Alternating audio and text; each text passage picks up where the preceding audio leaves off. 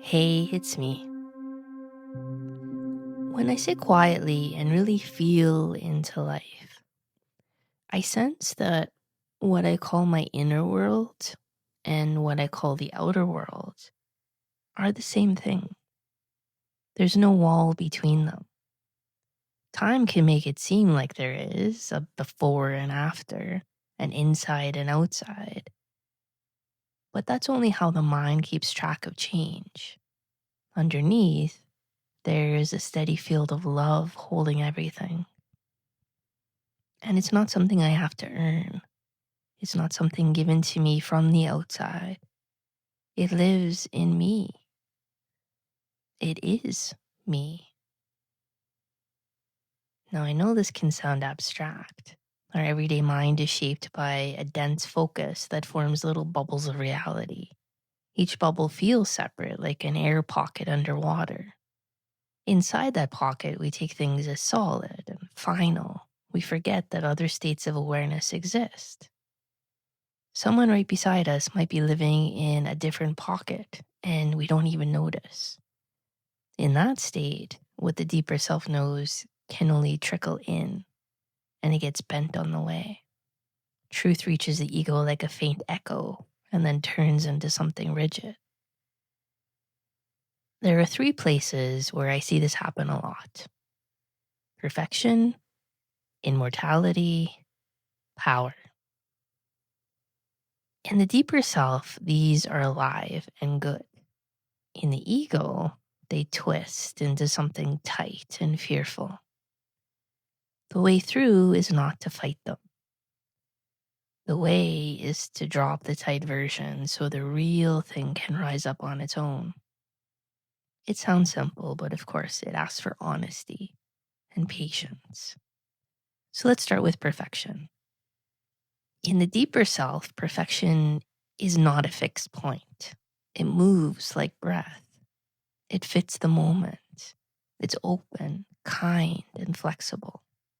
It flows with truth, beauty, and love. It doesn't need proof. It doesn't need an audience. It's free to be soft or strong as needed. And it has the courage to risk not being liked when honesty is called for. It creates and heals because that is its nature. Words only hint at this. It's something you have to feel. In ego, however, perfection turns into perfectionism. Pride takes over. We compare. We hoard our wins as if there's a limited supply. We fear our own flaws, so we put on a mask.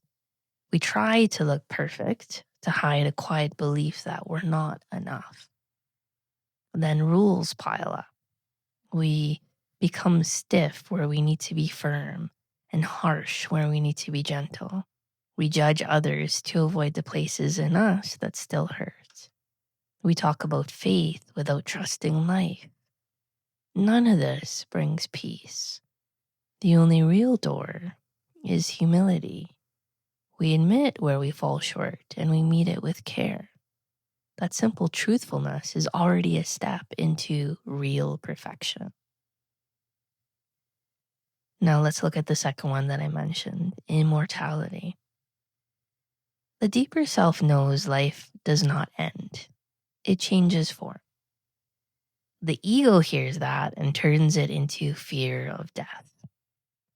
We try to talk ourselves out of that fear with ideas. We repeat spiritual lines to avoid the dark tunnel of feeling. That never works. The only way is through. We name the fear. We breathe through it. Yeah, we feel lost for a while. Then, slowly, a new space opens up.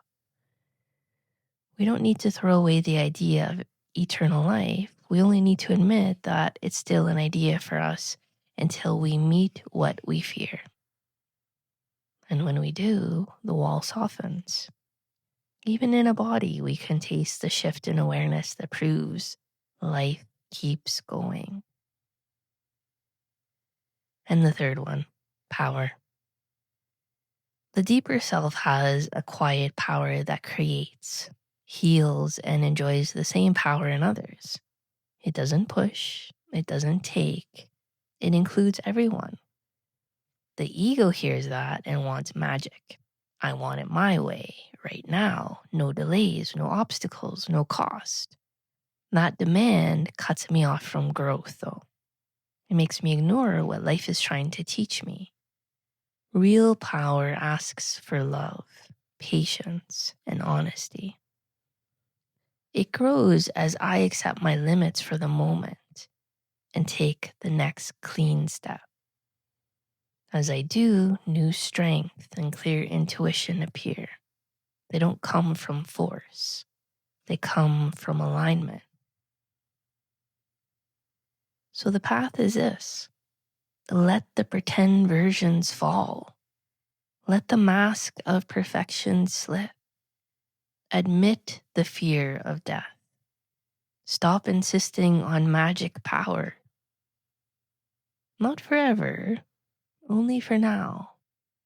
Make room for the living truth to grow from the inside.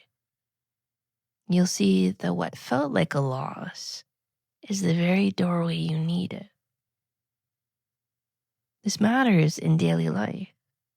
Every time I move forward towards something unknown, it feels like a black wall. It might be a hard feeling I have avoided. It might be deeper joy that scares me. When I step through, I find more life on the other side. The pain I feared holds energy I can use. The love I feared holds warmth that heals me and others. Calling this to mind helps when that old reflex shows up that says, stay small, stay safe. There's a trap I want to name. Sometimes a real opening happens.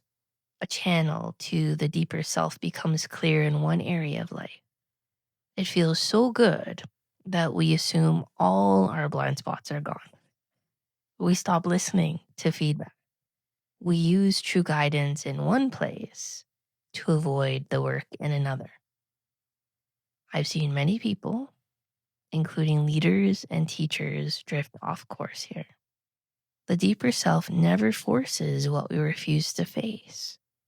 Growth still asks for community, mirrors, and honest help. It asks us to ask, where am I still defended? Where do I hold on? Where do I benefit from not seeing? When I admit this, guidance can then reach me again. Over time, the dark periods shorten. They feel less heavy. The inner landscape opens. And it's not because we have perfect ideas. It's because we keep choosing truth over appearance. We keep feeling what is here instead of talking about it. We keep trusting the quiet law that lives inside everything. So we return to where we began. Inner and outer are not two. In the ego, I am not perfect. I will die and I have limits. In the deeper self, there is a perfection that breathes, a life that does not end, and a power that harms no one. I don't have to claim them to have them. I only have to stop pretending. Then, one clean step at a time, they show themselves. Be who you are becoming with patience and heart. Keep going. Love you. Connect soon.